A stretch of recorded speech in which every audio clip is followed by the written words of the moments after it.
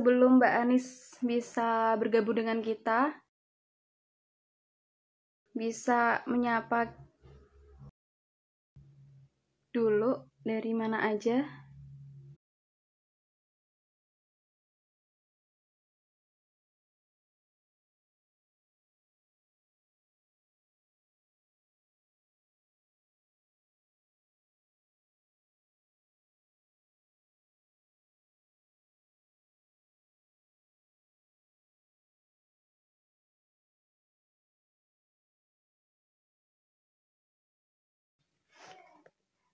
Oke, sebentar teman-teman.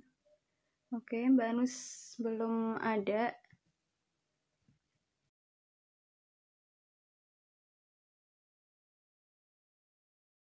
Mungkin baru persiapan buat live sama kita. Halo Mbak Rahma. Oke, ini ya dia udah ada Mbak Anis. Jadi kita langsung aja buat nyambung ke Mbak Anisnya.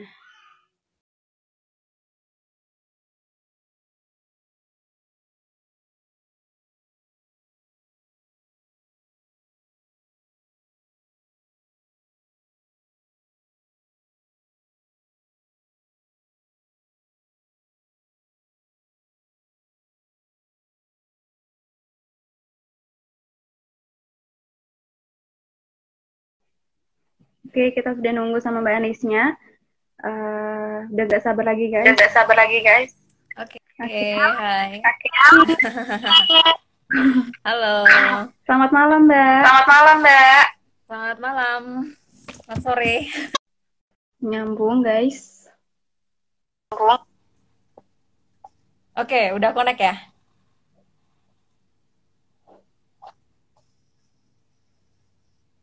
Halo?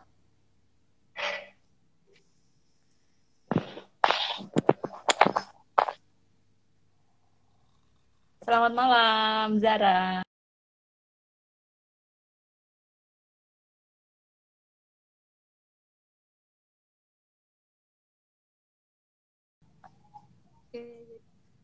Oke, Udah Banis.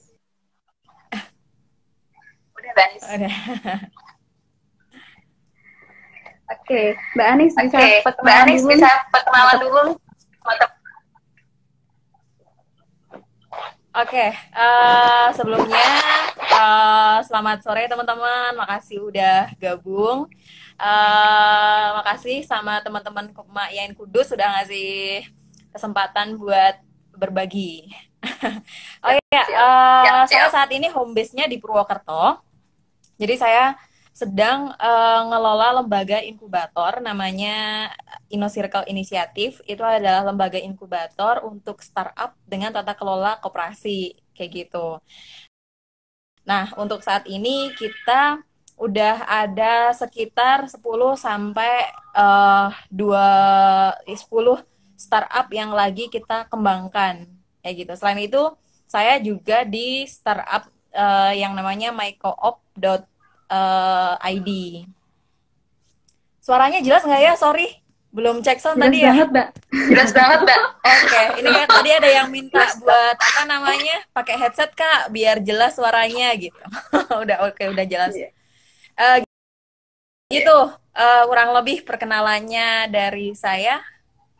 Jadi kurang lebih 7 tahunan gitu sih di koperasi. Dulu awalnya saya di koperasi konsumen, namanya adalah koperasi Kopkun, tapi sekarang udah jadi holding. Jadi si koperasi Kopkun itu udah ada beberapa anak usaha, mulai dari yayasan, terus di bawahnya itu ada InnoCircle, simpan pinjam dan lain sebagainya. Pertanian juga ada. Gitu. Oke. Mbak Anis ini kan udah 7 tahun di koperasi kan ya. Yang membuat Mbak Anis tuh stay di koperasi terus gitu. Gimana? Sebelum masuk ke tema sih. Oke. Gimana pertanyaannya? Jadi pertanyaannya itu kenapa sih Mbak stay di koperasi selama 7 tahun gitu? Oh gitu.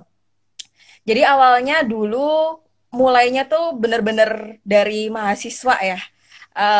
itu ketemu koperasi Kopkun. Di dalamnya itu ternyata koperasi nggak cuman yang aku pikir dari SMA itu tuh koperasi cuman apa sih, kantin kayak gitu kan, isinya guru-guru doang. Dan kita sebagai waktu itu masih sekolah SMA, berarti masih siswa, itu ngira kita cuma jadi pelanggannya aja gitu. Nah, ternyata pas waktu di Unsud ketemu koperasi Kopkun, dalamnya tuh ada akademisinya juga, terus ada para praktisinya juga. Nah, di situ kita banyak banget diskusi-diskusi mulai dari makro sampai ke praktek koperasi itu tuh kayak gimana. Nah, dari situ aku mulai tertarik belajar koperasi kayak gitu. Bahkan dulu memulai bergabung di koperasi itu aku jadi part-timer kayak gitu. Part-timer koperasi konsumen buat ngerasain apa namanya rule-rule-nya di koperasi kayak gitu. Jadi motivasi Jadi buat motivasi teman-teman buat semua ya. teman-teman semua ya. Iya, ya proses ya. 7 tahun itu 7 tahun itu kan nggak waktu. ya. Iya, stepping-stepping gitu. Karena waktu itu Iya. mulai dari mahasiswa, daripada kuliah pulang, ngecoba berbagai aktivitas UKM waktu itu cukup banyak sih. Sampai akhirnya di semester 3, 4 mulai ngerucut lagi ke yang lebih spesifik kayak gitu. Terus masuk ke koperasi Kopindo, koperasi sekundernya Kopindo waktu itu kan, dan mulai ketemu sama teman-teman dari global juga. Waktu itu dikasih kesempatan nge-host acara di Bali itu untuk apa namanya Youth Summit Co-op level Asia Pasifik waktu itu. Nah, dari situ mulai banyak dilibatkan di aktivitas-aktivitas internasional kayak gitu. Tapi sekarang aku sendiri fokus di ngembangin si startup dengan tata kelola koperasi, karena ini model baru dan belum ada di Indonesia juga, dan it's challenge for me buat ngebuktiin kalau bisa loh bikin startup dengan tata kelola koperasi kayak gitu.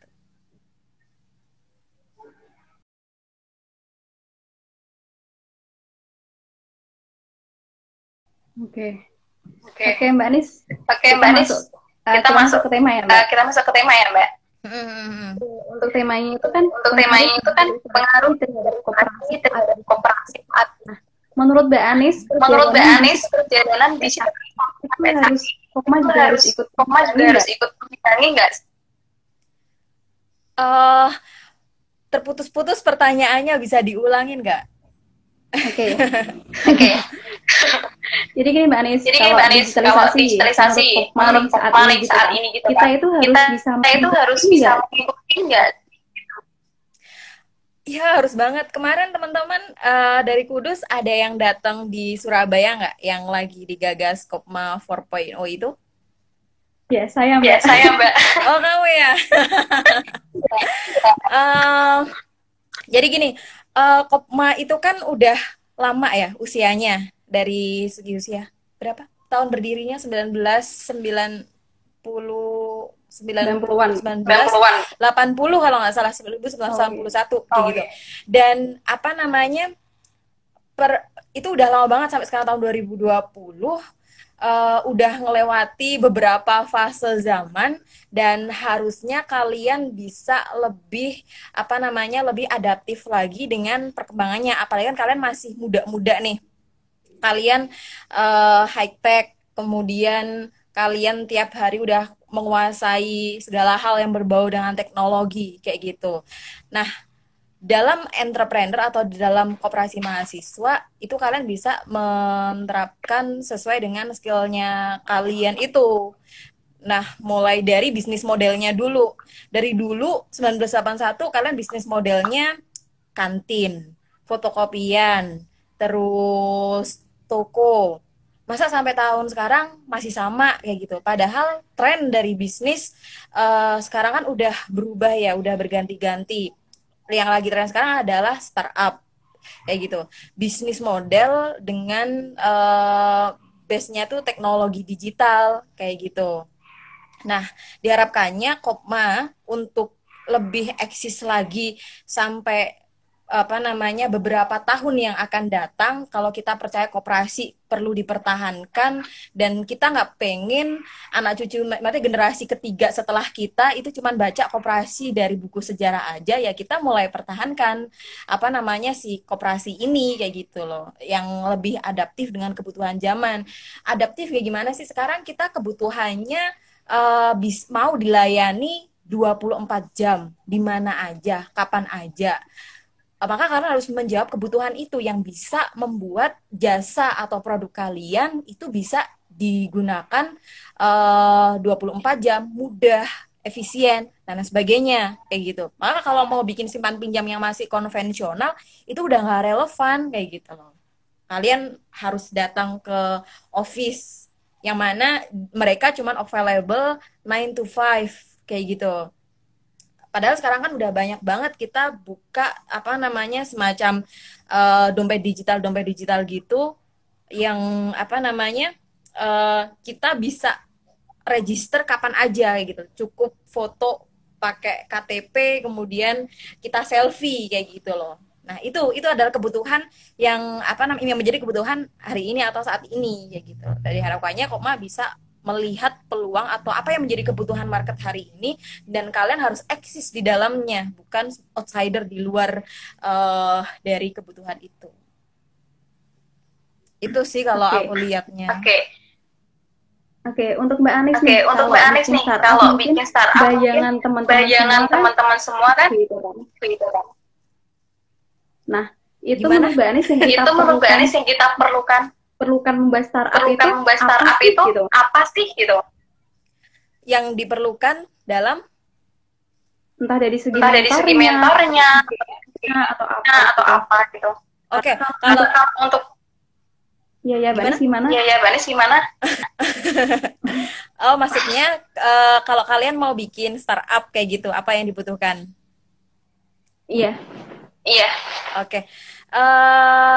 Kalau yang pertama kalian harus melihat ini dulu ya, apa yang menjadi apa namanya kebutuhan ide yang kebutuhan market dulu. Apa sih yang menjadi kebutuhan yang ada ataupun permasalahan kita bisa define menentukan dulu apa yang menjadi masalah di market dan kalian bisa memunculkan itu sebagai ide startupnya kalian kayak gitu loh. Misalnya nih kalian mengidentifikasi apa sih yang menjadi masalah di sekitar kalian dulu atau teman-teman kalian dulu. Misalnya masalah laundryan, masalah fotokopi yang susah, itu kan adalah masalah-masalah kayak gitu loh. Nah, kalian kemudian merumuskan dari masalah itu apakah bisa dimonetisasi.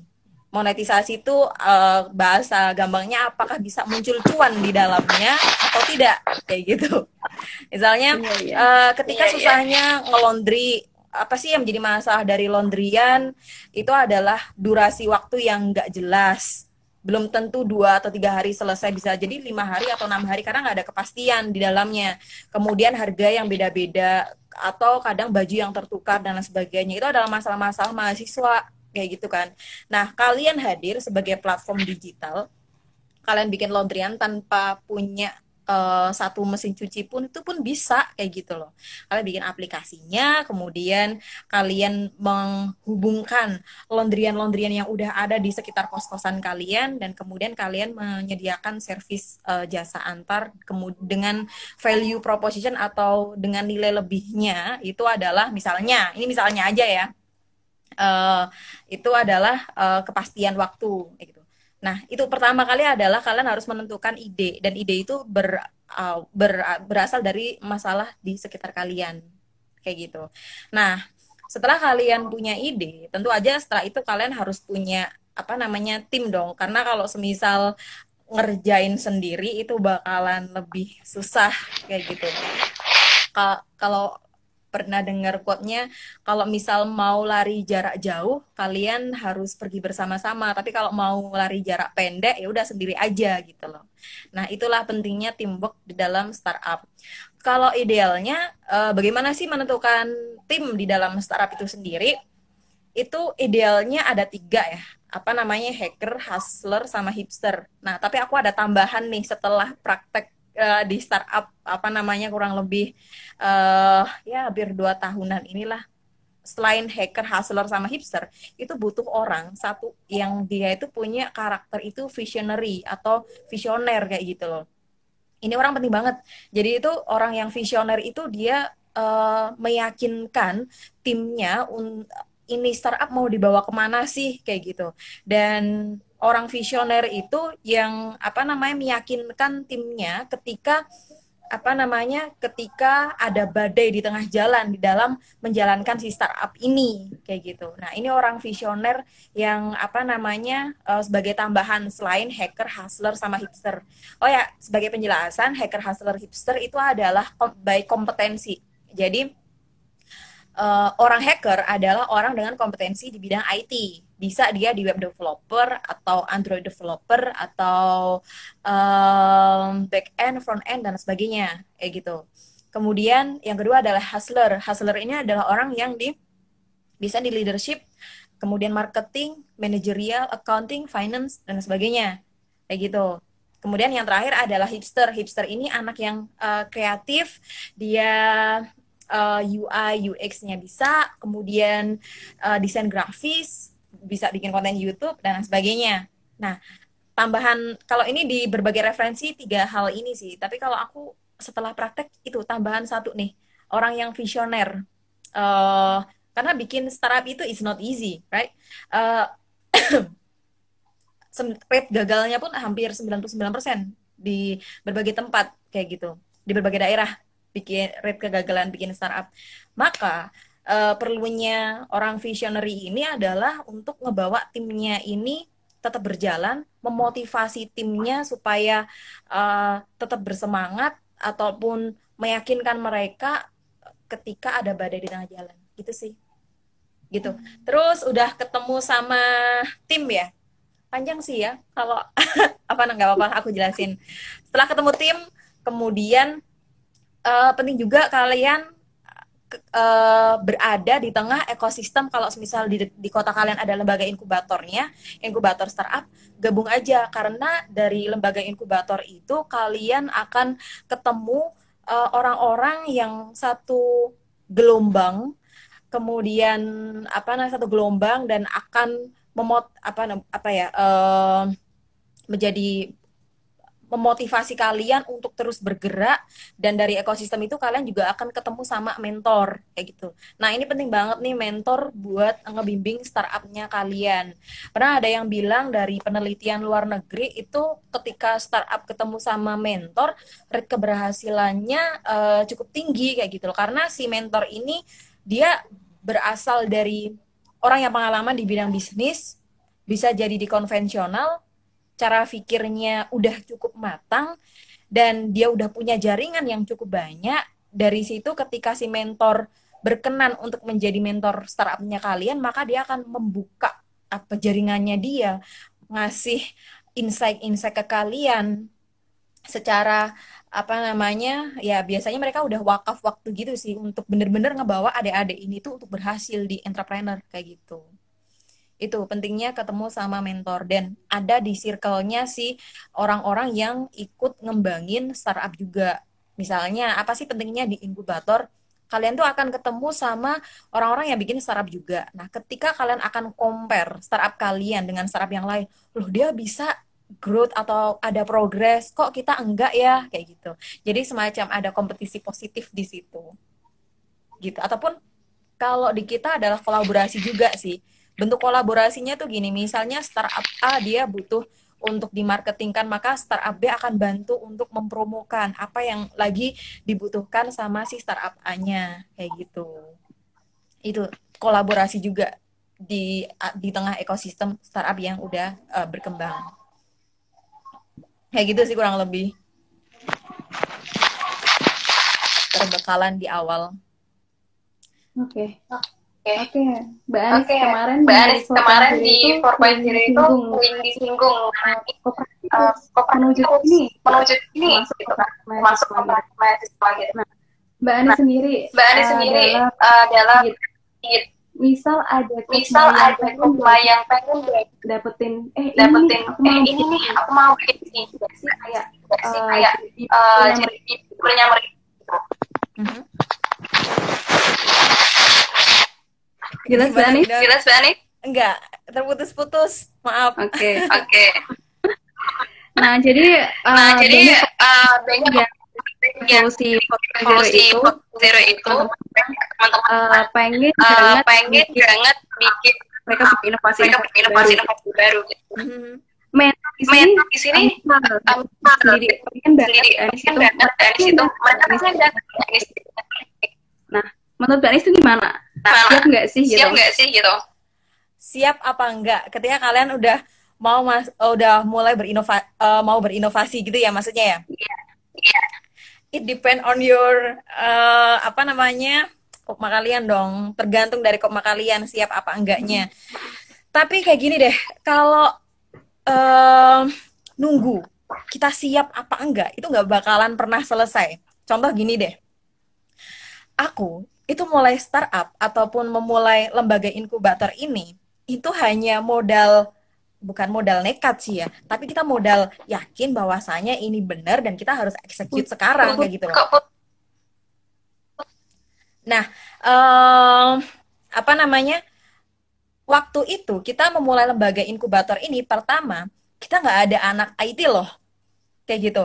Nah, padahal kebanyakan startup ini kan dirintis sama anak-anak yang base-nya tuh on IT ya, karena startup adalah bisnis model dengan tata kelola digital, mostly digital. Even kita tahu ada startup yang semacam janji jiwa ataupun gula dan yang minuman-minuman kekinian kayak gitu loh. Tapi mostly startup adalah based on digital dan maka kebanyakan punya skill di IT. Nah, waktu itu aku di memulai lembaga inkubator itu gak ada anak IT sama sekali. Dan ya udah kita yakin aja kita bikin apapun caranya kita jalan aja. Jadi yang waktu itu kita yakini itu kata Gote itu pernah bilang tuh kayak gini, apapun yang kamu yakini atau kamu percayai itu bisa eksekusi aja, karena ketika kamu mulai bertindak maka akan ada suatu magic di tengah jalan. Magic itu kayak semesta itu tuh mendukung kayak gitu loh. Dan bener aja kita mulai lembaga inkubator itu jalan, kita bikin event, kemudian banyak sekali stakeholder yang mulai mendukung, investor mulai masuk, pemerintah daerah mulai support, dan anak-anak tenan mahasiswa mulai yakin ke kita untuk ayo bikin startup. Padahal kita di Purwokerto waktu itu belum ada lembaga inkubator sama sekali, even dari kampus pun belum ada kayak gitu. Nah, dari situ maka kalau kembali lagi, apakah teman-teman siap apa enggak? Mau nggak mau kalian harus siap, karena kondisinya berubah sangat cepat, maka itu adalah tuntutan zaman, itu adalah tuntutan di mana kalian memang harus mulai berubah kayak gitu loh. Atau kalian akan terlindas sama cepatnya perubahan zaman itu. Kayak misalnya, siapa sih yang pernah mengira Nokia, HP sejuta umat pada zaman, saya menangin ya Nokia ya. Aku nggak tahu kalau kalian, usia-usia kalian, aku menangin waktu itu masih SMP Nokia. Siapa yang pernah mengira Nokia itu akan udah nggak ada hari ini? Padahal waktu itu semua orang tuh punya HP Nokia deh, kayak gitu. Nah, segede Nokia aja ya, yang pastinya dia punya dana untuk riset, untuk mengantisipasi berbagai perubahan. Dia aja ketilep sama zaman. Nah, apalagi kalian yang nggak ada dana riset yang cukup gede juga, yang nggak tahu ke depan mau gimana, itu harusnya kalian udah mulai bisa gerak dari sekarang kayak gitu. Siap nggak siap, bisa nggak bisa, harus berubah kayak gitu. Oke. Berarti kalau menurut cara-cara itu gitu ya. Karena semuanya sudah digitalisasi gitu. Iya, ya meskipun nggak semua, masih ada sektor-sektor yang dikonvensional sih, kayak gitu. Tapi adanya COVID-19 sekarang, kita akhirnya pada terpaksa untuk belajar, atau beradaptasi kayak gitu loh. Beradaptasi dan semuanya harus by online. meeting via online, dan bahkan baby boomer pun belajar gimana meeting online via Zoom dan lain sebagainya. Semua terpaksa untuk masuk ke apa namanya teknologi yang sekarang kita gunakan gitu. Oke. Oke, kita masuk ke COVID ya Mbak, coba. Coba. Nah, koperasi seringkali disandingkan sama Nah, menurut Mbak Anis, COVID-19 itu berdampak nggak sih sama UMKM saat ini? Kalau koperasi kan kita banget. Iya, apa namanya? Ini sekaligus aku promosi ya. Boleh. Jadi besok hari Rabu aku ada event juga. Apa namanya, bisa lihat di InnoCircle. Jadi aku bikin startup talk yang ngundang satu pembicaranya itu dari peneliti ekonom Indef, namanya Mas Rusli Abdullah.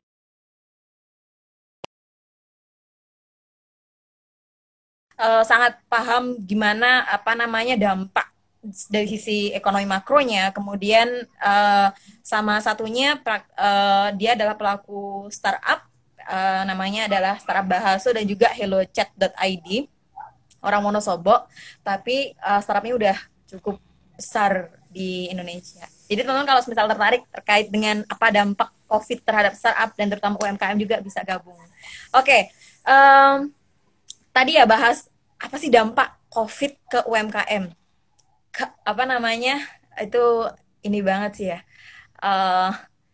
The condition, jadi aku ingin marah banget sama kapitalisme. Karena efeknya bener-bener apa namanya, kerasa banget untuk sektor-sektor informal ini kayak gitu. Karena mereka dapat pendapatannya itu kan harian ya.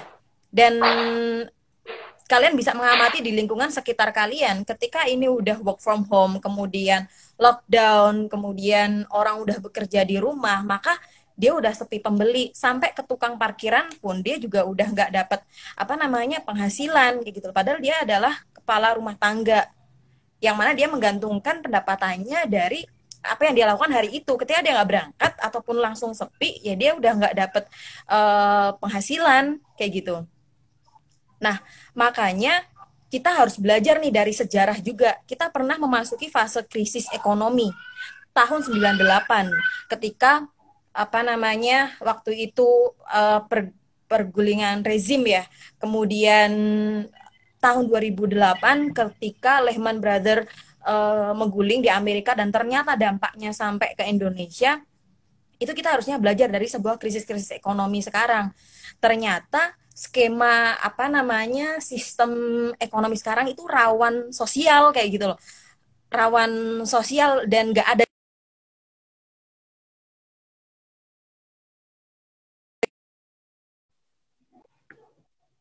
balik ketika sistem yang kita pakai sebelum-sebelumnya ini rawan ataupun nggak aman. Lantas setelah COVID ini selesai, kita harus merumuskan ulang. Maka skemanya, sistemnya tuh harus seperti apa, kayak gitu, ya kan? Masa kita mau mengulang-ulang sejarah terus sih, kayak gitu loh. Nah,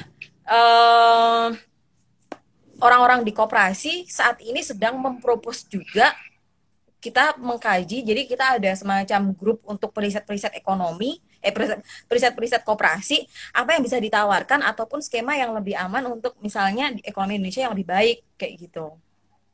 Yang seenggaknya the capitalism is sick, kapitalisme itu udah sakit kayak gitu loh. Makanya kita harus nyari penggantinya, alternatif lainnya itu tuh apa kayak gitu loh. Karena dampaknya tuh dirasakan sekarang ketika apa namanya UMKM itu sumbangan ke PDB-nya cukup banyak loh, 67% dengan dia menyerap tenaga kerja itu sampai dengan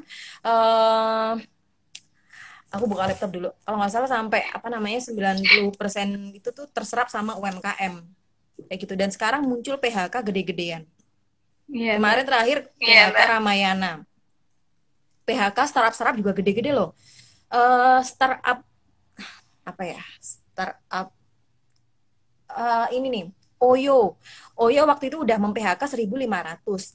Karena adanya COVID, dia mem-PHK lagi sampai 5.000. Gimana? Chaos banget kan? Dan Banget tuh, apa Mbak. namanya? Banget tuh, Mbak. Nggak cuma UMKM, ternyata industri-industri apa namanya konvensional dia juga apa namanya mem-PHK gede-gedean kayak gitu loh. Nah, emang harus ada semacam jaring pengaman di mana kalau misal kita percaya believe in koperasi, sistem koperasi ya, di mana worker adalah ownernya juga, maka ketika kondisi seperti ini, dia bisa menggunakan apa namanya bukan aset sih ya, atau dana cadangan yang ada di koperasinya kayak gitu loh, untuk dibagikan ke mereka kayak gitu. Jadi nggak benar-benar se-chaos ini. Misal deh platform-platform yang ada sekarang mereka pakai koperasi. Apa sih koperasi?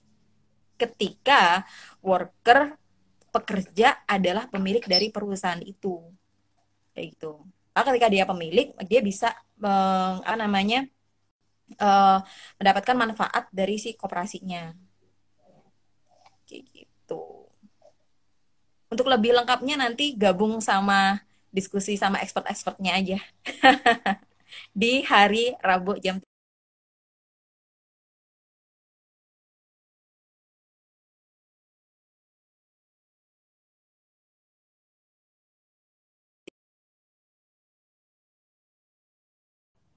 Tetap stay. gimana?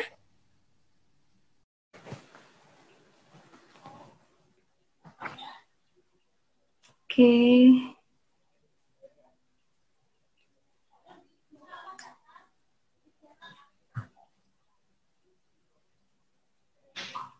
Kita coba Anis lagi buat gabung sama kita.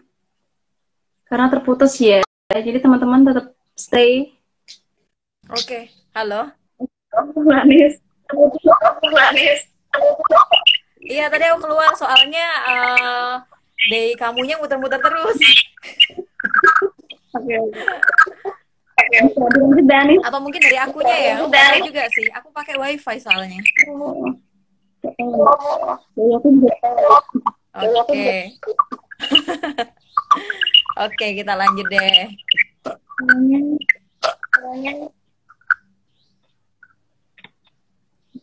Silakan dilanjut, Anis. Udah, tadi aku udah ngomong banyak kali lebar. Aku pikir aku connect tadi. Dulu. Oke. Berarti tadi aku nge-lag ya, nggak berhenti aku tadi ya? Nggak tahu, Mbak. Di aku. Akunya yang muter terus ya? Iya. Oh. Itu tadi dampak COVID. Tadi aku tetap ngomong terus loh. Aku pikir kamunya yang nge-lag. Gak apa-apa, Mbak Anis. Berarti aku ngomong sendirian dari tadi ya. Apa namanya? Si dampak COVID itu tadi sampai mana ya? Udah sampai ke PHK dan sebagainya. Dan kita tim periset untuk koperasi propose ketika kita harus belajar ternyata sistem yang udah lama dipakai itu nggak sustain. Muter lagi ya, Mbak.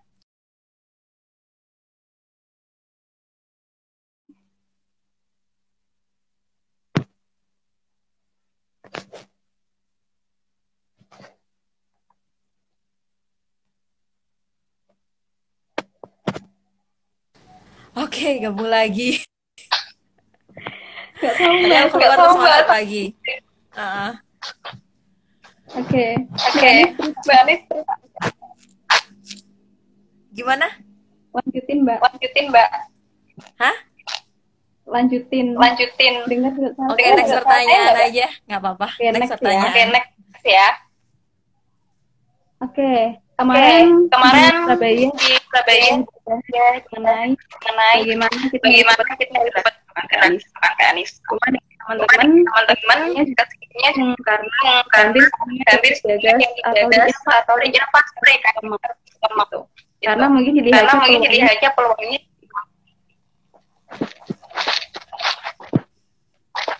Kalau menurut Mbak Anis, cek. Mbak Anis dengar? Putus-putus, serius. Oke. Oke, saya lempar di berikut. Oke. So, Kalau lihat tadi kan UMK COVID-19 ini. sekarang Kopma kebanyakan belajarnya itu kampus.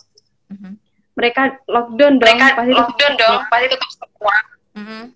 Nah, menurut Mbak Anis, ini tuh mereka masukkan aku teh, bahkan belum sampai kampus dilarang masuk gitu kan.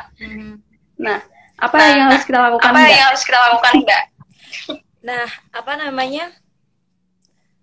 COVID ini emang ya udah ya, kita nggak bisa apa namanya. Ini aku juga kena dampak, maksudnya startupnya aku, semua plan yang udah kita susun matang-matang di awal tahun 2020 ini pelan-pelan tuh kita hapusin tuh satu-satu, karena kita nggak tahu ini mau sampai kapan, dan kemudian kita juga nggak bisa melakukan apa-apa kayak gitu loh. Jadi untuk startup-startup kita yang customer segmennya terutama di mahasiswa, kita benar-benar off, kita nggak bisa jalan kayak gitu. Maka kalau semisal kalian apa namanya nggak bisa jalan pun, well it's okay. Oke, gabung lagi. Halo. Kalau Mbak Anis udah nggak putus-putus ya, Mbak. Oke, ya udah lancar. Saya pindah posisi. Oke Mbak Anis, karena teman-teman ada yang mau tanya.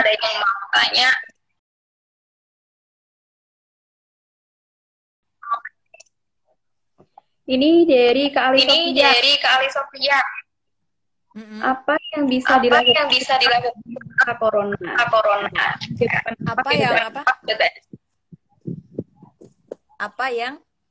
Apa yang bisa dilakukan di masa corona? Oke, apa yang bisa dilakukan teman-teman startup di masa corona? Tadi ngelanjutin yang tadi ya, di tengah corona ini bisnisnya harusnya pada ngapain ya gitu. Kalau di kita untuk startup yang memang customer segmennya itu benar-benar udah off, karena kita ada beberapa yang customer segmennya itu hanya di mahasiswa, maka dia off.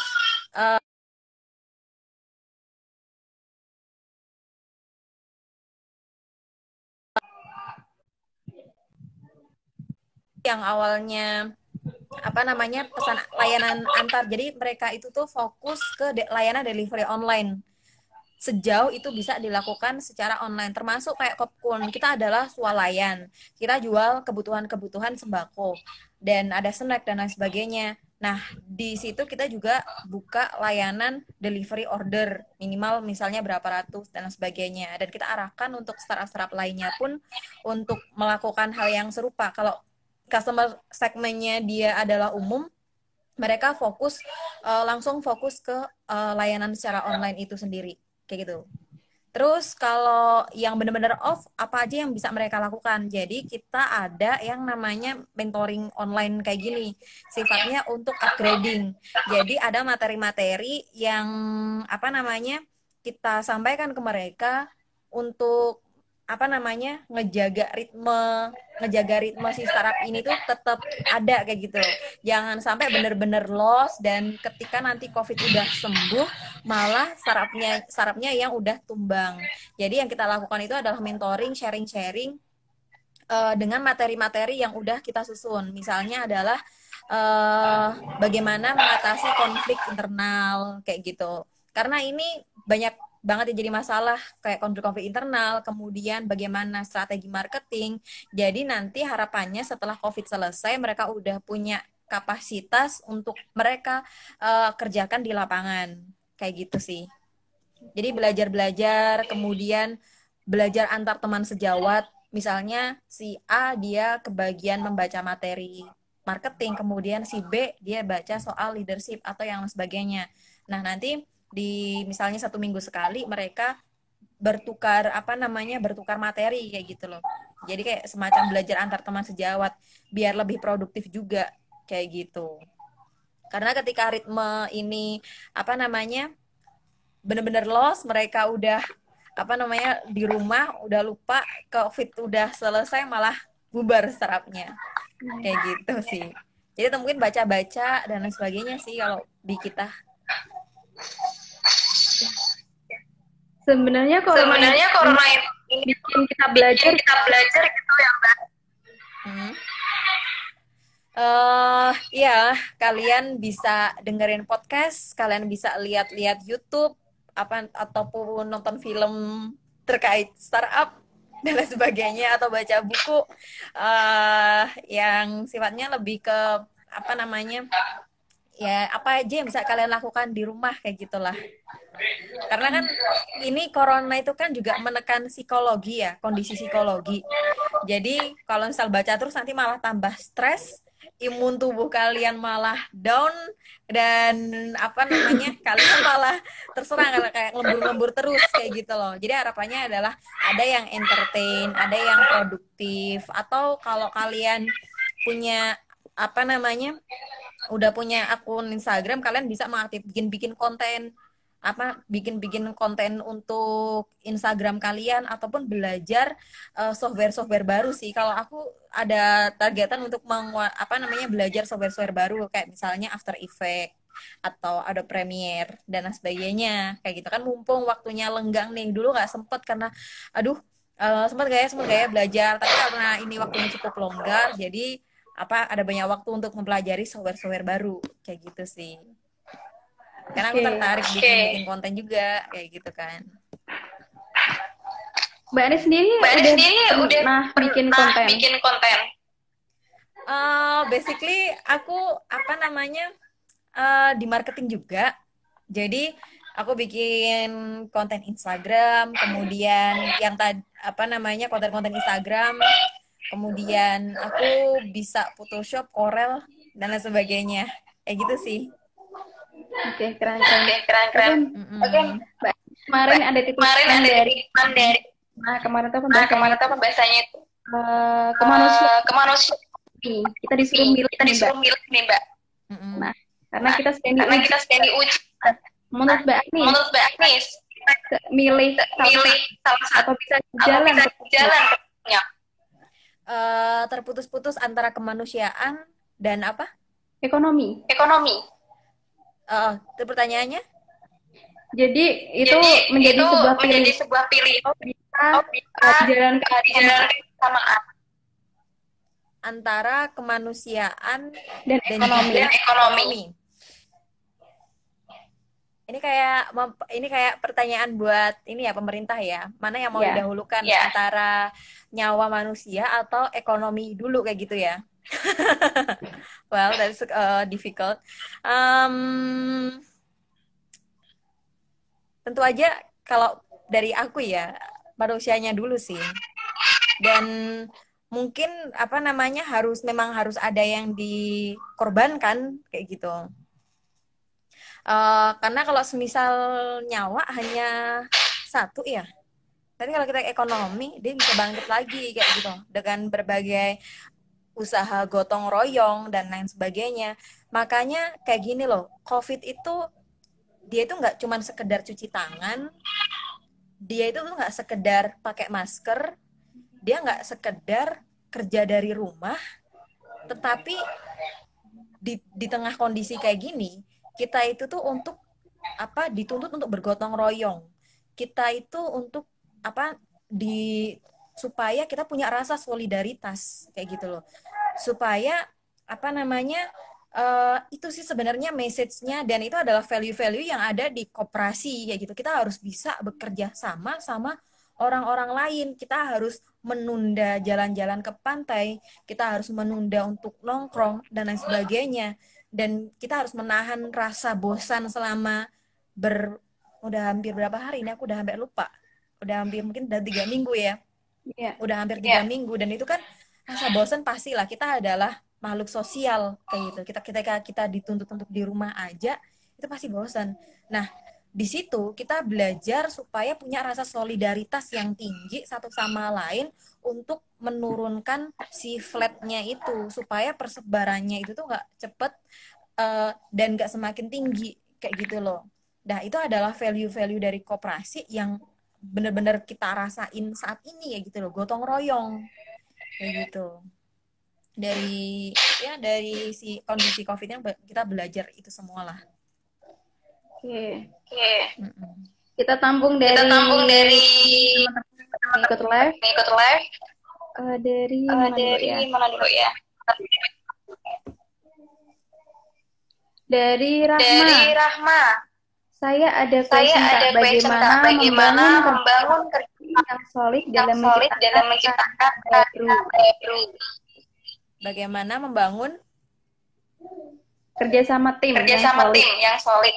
kerjasama tim yang solid. Ini penting juga ya, karena ketika timnya kalian belum solid, itu produktivitas akan tersendat dan bisa jadi adalah menjadi lambat kayak gitu. Maka ketika timnya udah kompak, maka yang pertama ditentukan adalah ketika kalian nyari tim, tadi tambahannya adalah nyari orang-orang yang satu visi. Jadi baik visi pribadi ataupun visi tim itu bisa menjadi satu kesatuan kayak gitu. Jadi visi pribadinya dia apa, visi startupnya dia apa, itu harus linier kayak gitu. Jadi jangan misah kayak jangan beda-beda kayak gitu. Nah, ketika udah satu visi itu belum menjamin juga adanya solidnya tim itu sendiri.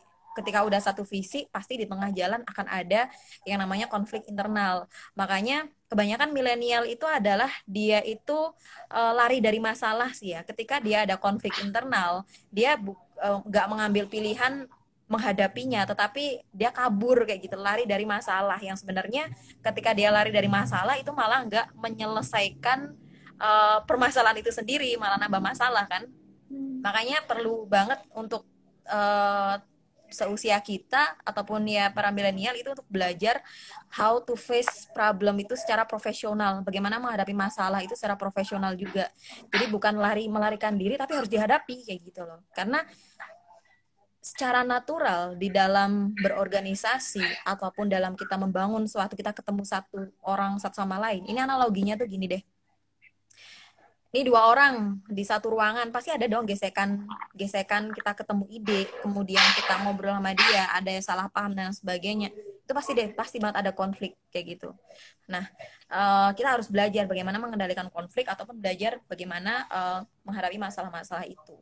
Kemudian hal-hal kecil lainnya adalah ajak hangout bareng ataupun merayakan kemenangan bersama kayak gitu. Jadi ketika ada pencapaian target, rayakanlah sesekali, alokasikan dana untuk misalnya ngopi-ngopi bareng ataupun hiking kayak gitu, semacam team building kayak gitu. Aku suka hiking, jadi kadang kalau misal aku lagi seneng, aku hiking bukan manjat gunung ya, karena aku nggak bisa manjat gunung sih ya, susah banget. Jadi paling cuman jalan-jalan di kalau di kita Purwokerto ada Baturaden, ya udah jalan-jalan di Baturaden aja bareng-bareng sama tim kayak gitu.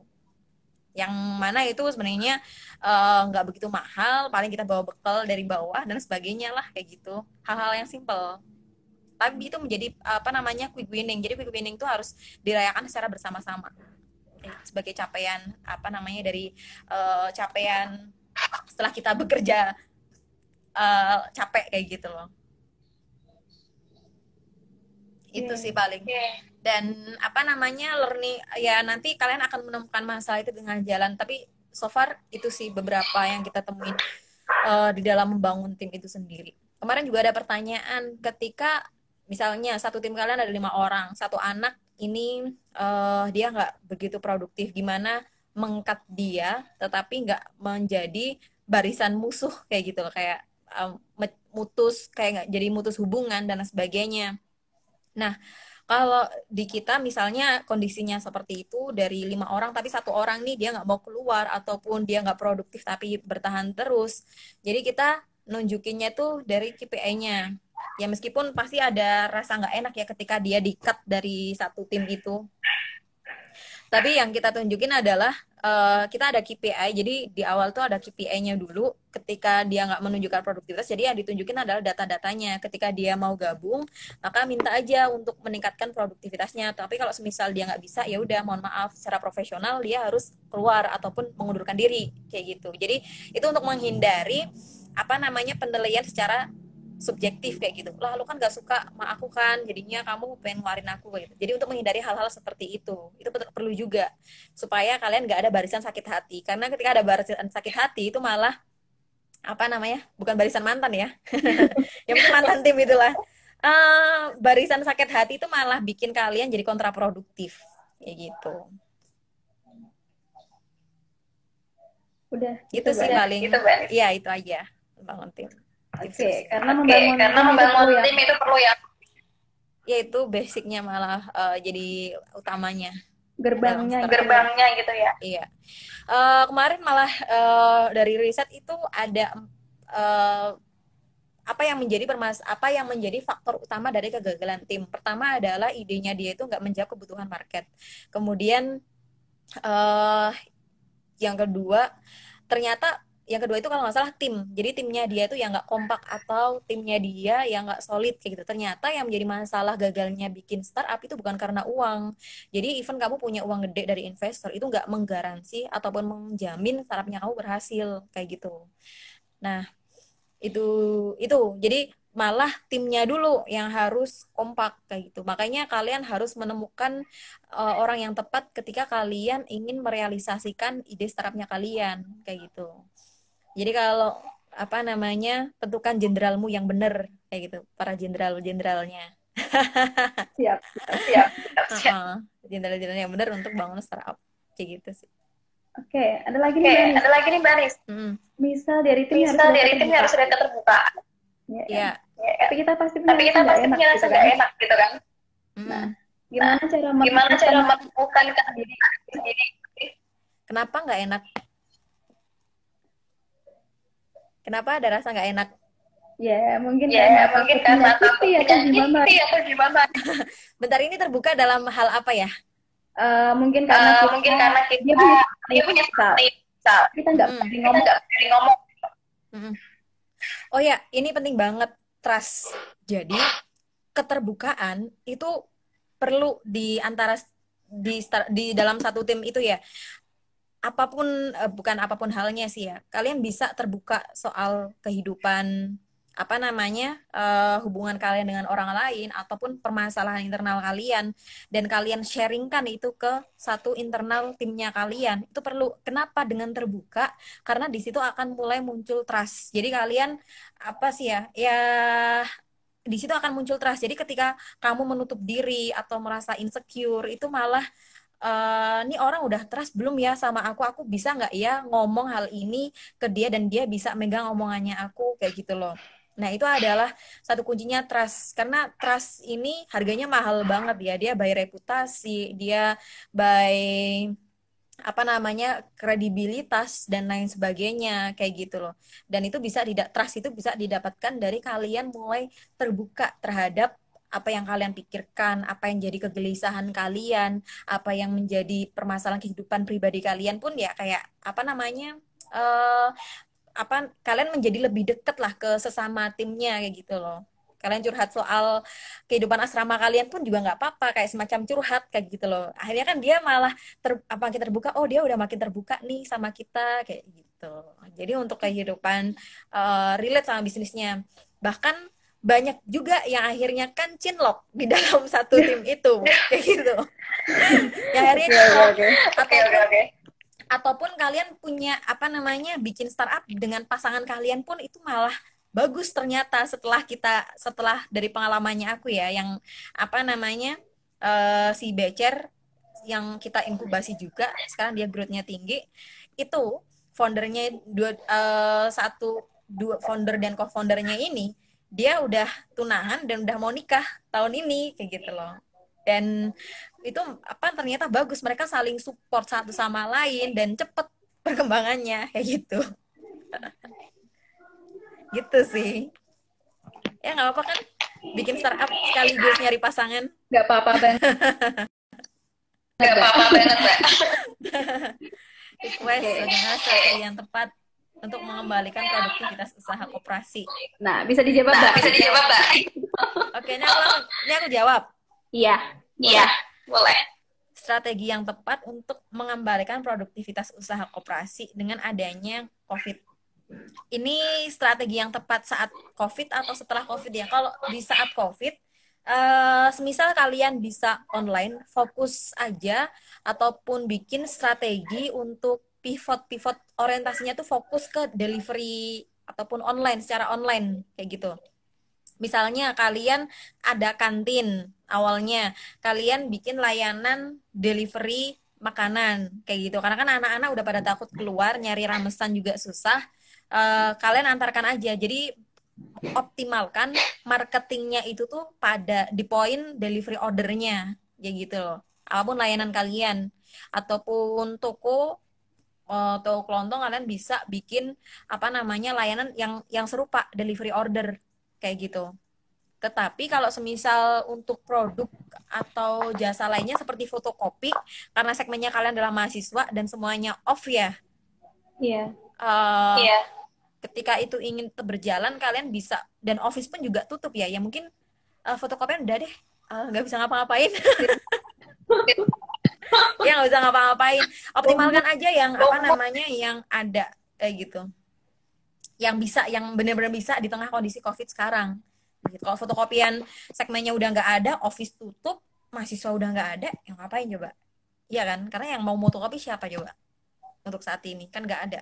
Rata-rata itu kan ya, fotokopian, toko, kantin, ya kayak gitu. Apal gue. Karena emang yang di rumah aja. Aduh, ganti dong. Oke Mbak, ini kemarin ada dia sharing sama dia mau pembuatan kantin. Sebenarnya itu cocok nggak sih, Mbak? Kan seharusnya kita sudah melakukan gitu kan.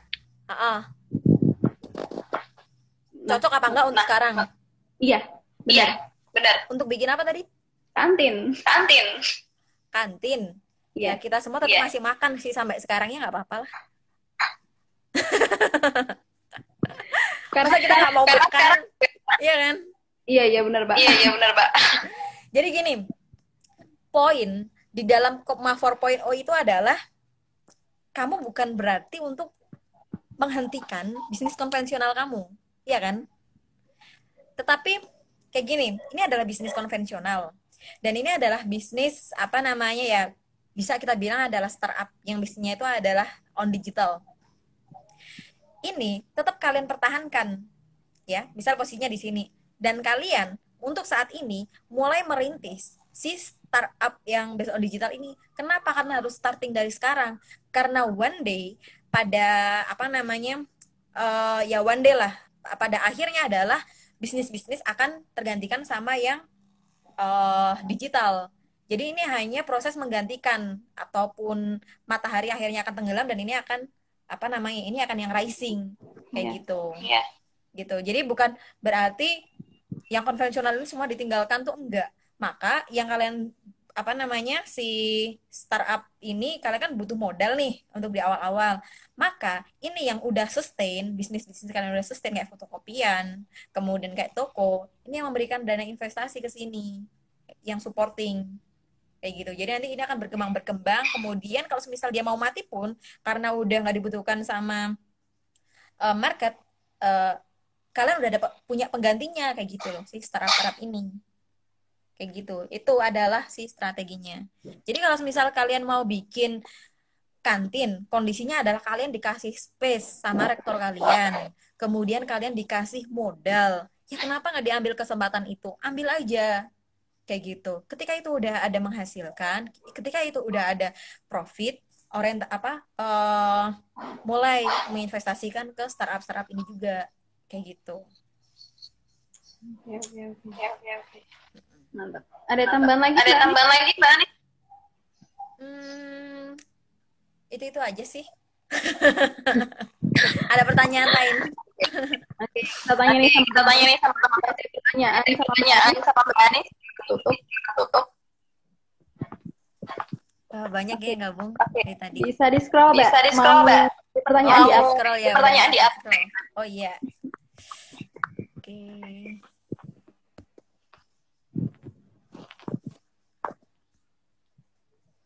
Berarti ini aktivitas Kopma semua udah off ya? Iya Mbak, off. Kalau dari kita lagi berinovasi, udah jalan juga. Dimana kita menghabiskan semua yang ada di toko. Menghabiskan barang. Iya, biar enggak biar nggak kebuang biar gitu nggak kebuang barangnya. gitu barangnya. Oh gitu. Ikut EKV juga kan. Oh iya iya iya. Nggak fokus ke ini layanan online. Layanan online ya nanti barangnya kita online juga Mbak. offline juga Mbak. Kita Oh. antarkan juga. Tapi mahasiswa masih pada di kampus nggak sih? Nggak ada Mbak. Nggak ada Mbak. Kita Udah pada baru pulang, masuk. udah mudik ya? masuk. Oh, udah pada mudik ya? Iya. Iya.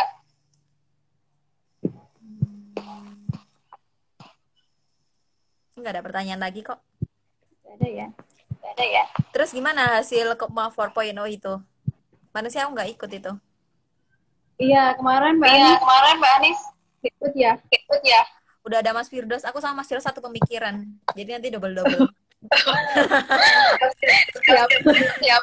Iya dong, gimana coba udah satu pemikiran. Harus kan yang lain. Iya, kebetulan kemarin kan timnya dibagi dua nih dari 50 dari 50 Kopma. dan aku di bagian sama Mas Firdaus. Dia Oke. kita beberapa hal yang perlu di-get dalam pembuatan aksi. masuk yang kayak tim Oke. sama kayak Mbak Anis. Ya kan? Ya gitulah kondisinya. Kita diskusi hampir tiap hari, jadi ya udah pikirannya hampir sama. Ya sama sih Mbak. Kita juga lagi bentuk tim Mbak. Jauh-jauh Cuma keren-keren buat naikin aja startupnya sendiri. Startup yang diinisiasi dari Kopma YN Kudus gitu ya? Ya. Kalau kebanyakan jasa ya Mbak ya. Iya, kita kebanyakan jasa, tapi ada retail juga di kita yang jajanin namanya. Konsepnya semacam apa namanya? Kantin kejujuran yang itu ditaruh di kos-kosan. Udah diceritain belum sama Mas Firdaus? Belum ya? Belum. Yang itu belum Mbak. Itu ditaruh di kos-kosan. Tapi sejauh kita tahu yang namanya kantin kejujuran itu adalah uangnya hilang, barangnya hilang, ya kan? Iya. Nah, makanya kita bikin rak yang mana itu kita integrasikan request Mbak dampak solusi usaha. Bentar deh, aku bahas itu dulu. Apa namanya? Kita bikin rak yang mana kita integrasikan ke IoT. Jadi untuk pembeli yang mau ngambil jajanan di situ dia harus install aplikasinya, pembayarannya cashless, kemudian dia scan di raknya, nanti baru raknya itu buka, setelah dibayarkan baru dia bisa ambil jajanannya kayak vending machine kayak gitu. Gitu. Nah, ini retail juga sama kayak kalian yang lagi bikin toko. Cuman bedanya kita adalah kalau kalian fokus segmennya itu hanya mahasiswa yang ada di dalam kampusnya kalian, iya kan? Karena toko kalian dalam kampus itu kan. Kalau kita si semua kos-kosan yang ada di daerah itu bisa menjadi pelanggannya kita. Gitu. Itu adalah cara berpikirnya yang inovatif. Ya gitu. Jadi bukan hanya fokus di internal kalian, tapi gimana kalian melihat market itu tuh luas kayak gitu. Nggak cuman mahasiswa aja. Gitu. Itu adalah bisnis model untuk retail yang baru. Kemarin kita sempat uji coba dalam 2-3 minggu itu udah dapat omset sekitar 3 juta, itu kita baru trial 3 juta kayak gitu loh. Nah, kalian bikin toko mentok-mentoknya itu kan ada keterbatasan segmen market ya. Iya. Misalnya di wilayah kalian aja, kampus kalian aja, dan nggak bisa keluar dari kampus itu. Masa ya masyarakat luar mau belanja harus masuk ke kampus, kan itu kayaknya nggak mungkin kayak gitu. Tapi kalau di kita ya semua apa namanya yang ada kos-kosan kita kita masukkan sebagai customer segmennya kita. Nggak cuma kos-kosan aja di kampus-kampus, di kafe-kafe kita masukkan juga kayak gitu. Itu sih bisnis modelnya. Nanti kita bisa kembangin juga itu di Kopma YN Kudus. Jadi modelnya nanti kita kerjasama aja. Kalian nggak usah bikin aplikasinya, tinggal kalian yang mengelolanya di sana. Tinggal menjalankan. Tinggal menjalankan ya Mbak ya. Iya. Dan modelnya gitu. Tadi bahas apa ya kok tiba-tiba Kemarin juga aku sharing-sharing sama Mbak Firdaus Mbak, aku pikiran gitu kan. Dan gimana? Enggak lanjutin.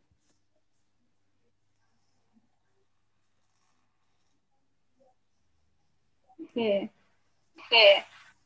Putus-putus, Mbak. Putus-putus, Mbak. Jadi pertanyaan dari Mas Toyib bisa dijawab. Udah jelas belum suaranya? Udah. Udah. Oh, udah. Tadi gimana sama Mas Firdaus? Diskusi apa? Jadi kemarin tuh ada diskusi.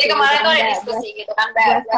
Buat startup gitu. Kayaknya ini perlu panjang buat udah ikut nimbrungan gitu. Mabang BNI. Oh, iya. Startupnya juga berbasis jasa sih, Mbak. Hampir sama ya, jadi kayak ruang guru ya. Iya. Jadi kita ngambil ide itu sejauh dia startupnya itu belum menggurita dan gede banget gitu ya. Kita masih possible buat dikembangin sih. Kalau mau bikin semacam Gojek atau Grab itu cukup, ataupun e-commerce yang udah gede sekarang itu mungkin kita nggak merekomendasikan, ataupun aku sendiri nggak akan mengambil pilihan itu. Kenapa? Karena aku menyadari modal, keterbatasan sumber daya, dan untuk bisa bersaing dengan mereka itu butuh effort yang cukup gede kayak gitu. Itu ada membutuhkan effort yang cukup gede. Akhirnya kita nggak ngambil ide-ide yang kayak Grab, kemudian Gojek, kemudian kayak Bukalapak atau Shopee dan sebagainya. Maka sejauh itu belum menggurita, it's okay. Kayak misalnya kayak ruang guru pun nggak apa-apa kayak gitu. Kalau semisal kalian punya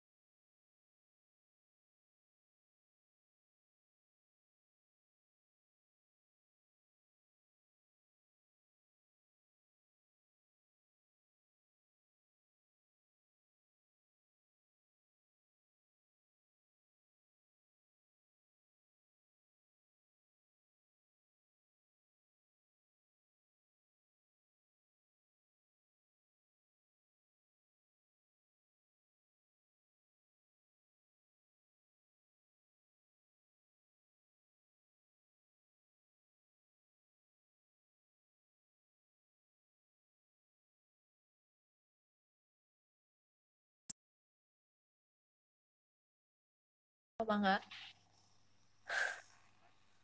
Oke, udah sambung ya? Iya, udah. Oke.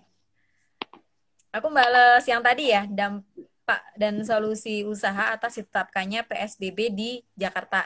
Jadi dampaknya itu lagi-lagi ke sektor informal, dan yang paling kasihan adalah yang muncul kerentanan sosial yang paling parah itu adalah ketika nggak Gojek dan Grab online itu, ketika mereka nggak boleh numpang GoRide-nya di off kan, dan akhirnya mereka cuma ngandelin GoFood aja. Dan lagi-lagi ketika mereka katanya soal kredit leasing motor itu udah ditangguhkan, mereka nggak harus bayar dulu, itu pun ternyata beberapa ojol itu mereka tetap harus ngebayar cicilan kredit itu kayak gitu. Itu ada dampak-dampak yang dari PSBB. Dan kemudian PHK juga mulai banyak diberlakukan. Aku nggak tahu ya apakah PHK itu kayak ngelihat momentum memanfaatkan momentum COVID ini untuk mem-PHK atau kayak gimana, karena kamu melihatnya kayak Ramayana sendiri mungkin dia udah memproyeksikan dia udah udah nggak prospek lagi untuk bisnis fashion convent itu, dan akhirnya di tengah COVID ini makin parah dan akhirnya mem-PHK karyawan-karyawannya. Itu dampaknya dari si PSBB.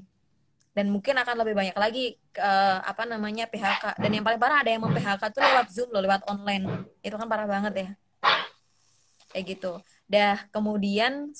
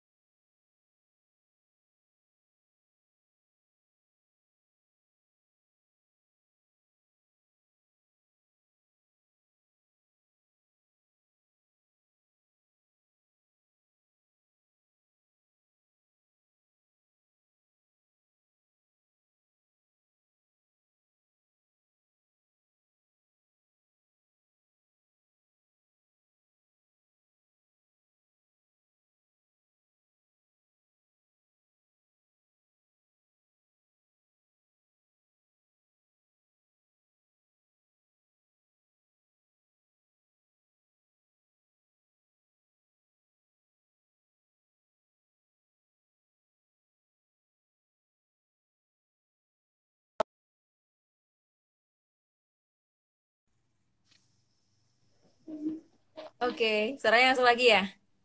Iya, soalnya ini Iya, soalnya lagi, gimana? lagi hujan, Lagi jadi mungkin hujan, jadi mungkin. Oh, situ hujan, sini enggak. Tadi apa namanya? Solusinya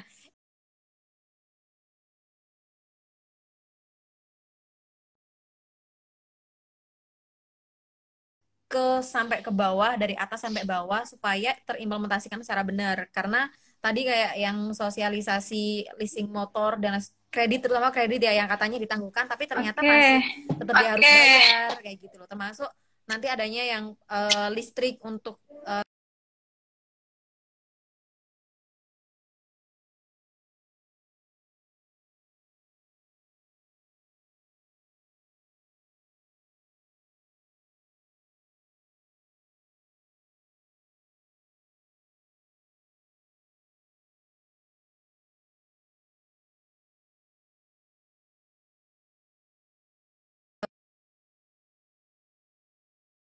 ini. Jadi UMKM yang paling terdampak itu bisa dikasih dana suntikan kayak gitu sih untuk si UMKM setelah COVID ini selesai. Gitu.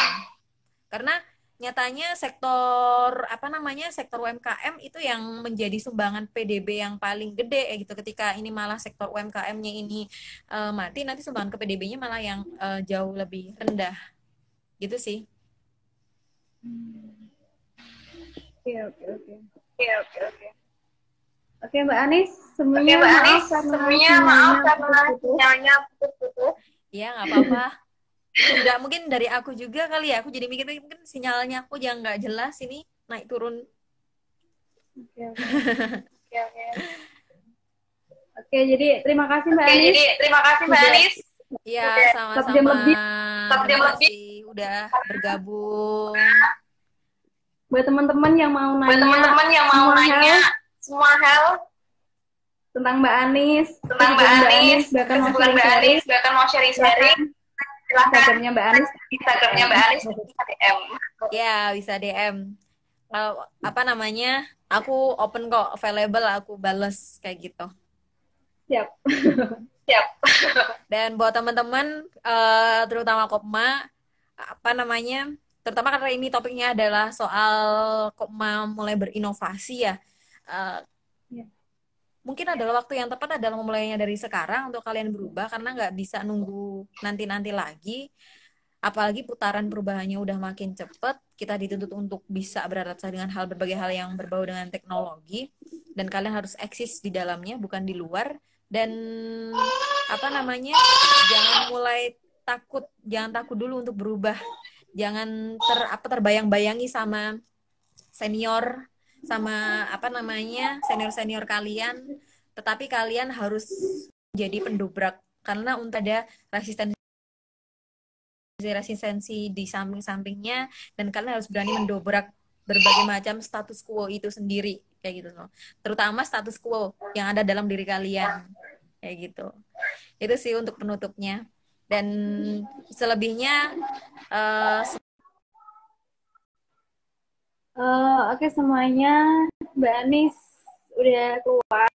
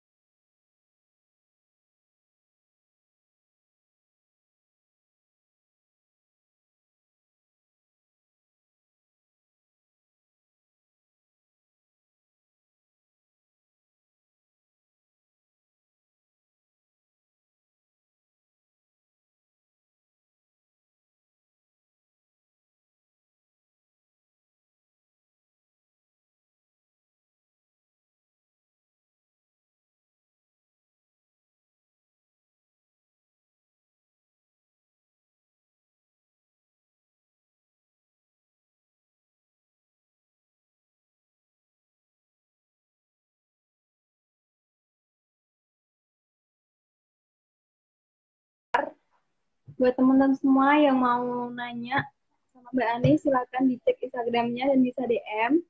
Dan buat para penanya yang belum bisa dijawab Mbak Anis, itu pun bisa ditanyakan langsung oleh beliau. Karena waktunya yang sudah cukup lama untuk kita sharing-sharing, jadi kita tutup aja dan semoga nanti kita bisa lagi sharing-sharing seperti ini dengan sistem online. Dan sekian dari saya dan wassalamualaikum warahmatullahi wabarakatuh.